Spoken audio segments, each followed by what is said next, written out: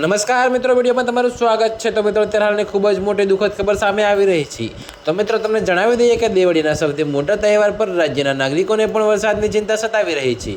જો આગાહી સાચી ઠરશે તો ખેડૂતોથી લઈને સામાન્ય જનતા અને તહેવારોની તૈયારીઓમાં લાગેલા લોકોને પણ મુશ્કેલીનો સામનો કરવો પડી શકે છે।